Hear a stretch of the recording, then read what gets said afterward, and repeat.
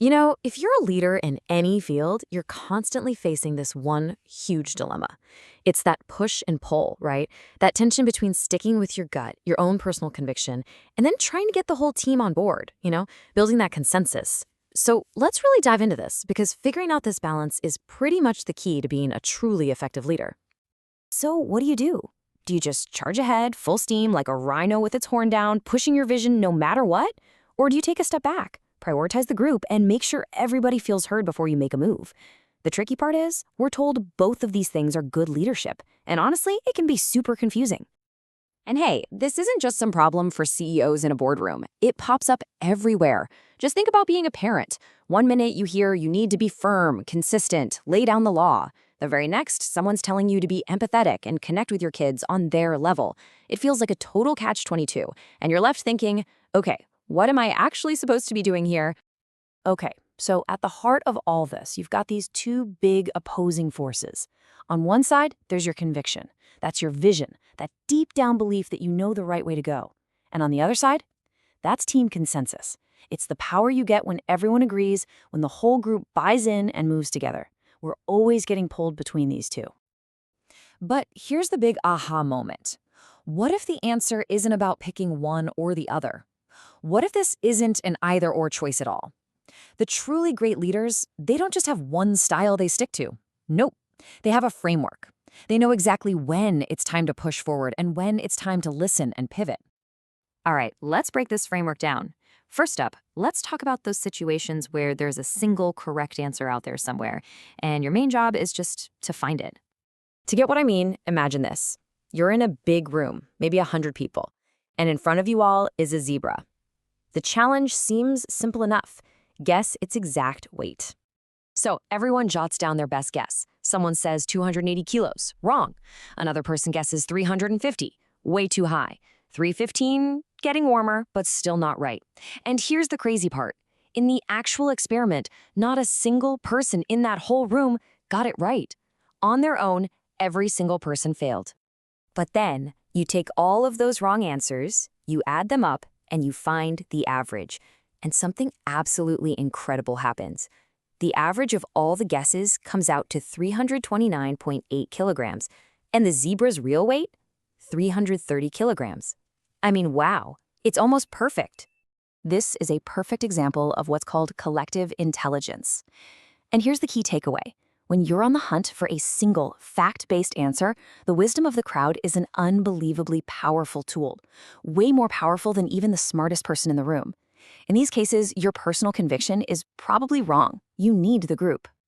Okay, but what about when there isn't one correct answer to find? What happens when your job is to create something totally new, something that's never existed before? Let's look at a hiring decision. If you're trying to find a good, reliable person for a job, getting a big committee to agree usually works great. It's just like the zebra, right? You're averaging out everyone's opinion to find the safest bet. But what if you ask that same committee to find a never-before-seen candidate, a real game changer? They freeze. They just can't decide. In that situation, it's the single, decisive leader with a strong vision who actually succeeds. And that's because true innovation isn't about finding the average or the safe choice. It's about pushing out to the edges.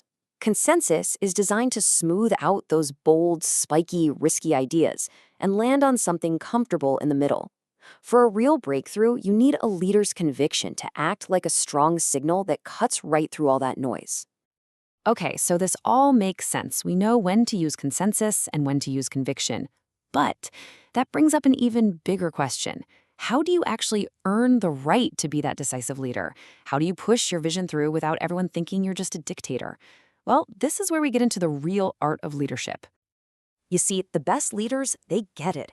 They understand that trust and authority aren't just things you're given, they're things you have to build, day by day. Think of it like a bank account for trust. Let's call it leadership capital. Every single time you listen to your team, every time you show real empathy, every time you take their feedback seriously, you're making a deposit. And get this, simulations on this stuff are just fascinating. They've uncovered what you could call a 10-to-1 rule. It turns out that for leaders to be seen as trustworthy, they basically have to listen and give in on about 10 smaller issues just to build up enough capital to make one single major decision that goes against what the team wants. So there's a real process here, a playbook you can follow. First, you listen. And I mean really listen. Then you genuinely empathize. And then you strategically let the team win on the smaller stuff. Each time you do that, you're building trust, you're building momentum, so that when that big, critical moment comes, you've got the capital in your account to make that tough, decisive call, and people will actually follow you. I love this idea. It's so powerful. Leadership isn't about winning every single argument. It's about knowing which arguments are worth fighting for. You have to strategically lose the small battles, the ones over tiny details, so that you have the trust, the energy, and the team's support to win the war on the things that truly, truly matter. All right, let's bring this all home. Let's put all the pieces together. We've got two different kinds of problems, and now we have a strategy for building up the capital you need to solve them. This is how you finally escape that dilemma and become a leader who really has authority. And we need to be really, really clear about the words we're using here. The goal is not to be an authoritarian leader. That's someone who just forces their will on people and demands that they obey. No. The goal is to be a leader with authority. That's someone who has earned so much trust that people are willing to follow their vision. One demands authority. The other commands it. It's a huge difference. So what does that really mean, to be a leader with authority? It's someone who sees the whole chessboard. They strategically use empathy and consensus not because it feels nice, but as a tool to build up a huge reservoir of trust. And then, and this is the key part, at that critical moment, they're not afraid to spend that trust to make the bold, innovative, and necessary decision that a committee would never, ever be able to make on its own. So here it is, your leadership playbook. It really just boils down to a few things. First, figure out what kind of problem you're facing. Is there one correct answer out there, or do you need to invent a new one? If it's a correct answer problem, trust your team's collective intelligence. If it's a new answer problem, that's when you trust your vision.